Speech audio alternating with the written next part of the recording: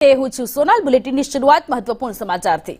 તો જૂનાગઢમાં સ્કૂલ બેગમાંથી ગાંજાનો જથ્થો ઝડપાયો છે। બસ સ્ટેન્ડમાં બિનવારસી હાલતમાં સ્કૂલ બેગ મળી આવી।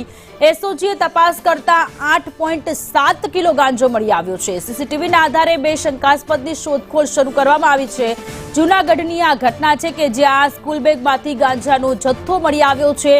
એસઓજીએ તપાસ કરી તો એ બેગમાંથી 8.7 કિલો ગાંજો મળી આવ્યો છે। ત્યારે સીસીટીવી ફૂટેજ અત્યારે ચેક કરવામાં આવી રહ્યા છે।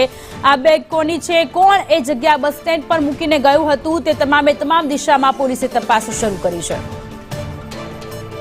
સંવાદદાતા કેતન ઓઝા ફોન લાઈન પર જોડાયેલા છે। કેતન, જૂનાગઢમાં બસ સ્ટેન્ડમાંથી બિનવારસી હાલતમાં એક બેગ મળી આવી છે અને તપાસ કરતા એમાંથી ગાંજો મળી આવ્યો છે, વધુ વિગતો? ચોક્કસ સોનલ, કે જે રીતે શિવરાત્રીનો માહોલ છે ને અત્યારના જે છે બહારથી યાત્રાળુ આવતા હોય છે તેમાંથી કોઈ આશંકાસ્પદ હાલતમાં જે છે તે બેગ મૂકી ગયું છે તે અંગે શોધખોળ કરી છે। બે ચહેરા જે સામે આવ્યા છે તે શખ્સોના, તેમની શંકાસ્પદ શખ્સો છે આ તેની શોધખોળ શરૂ કરી છે।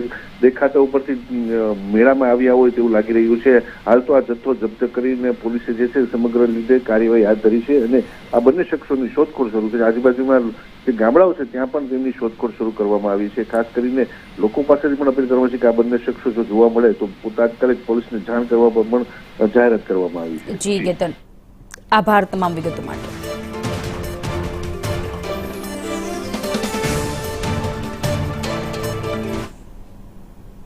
તો સુરતમાં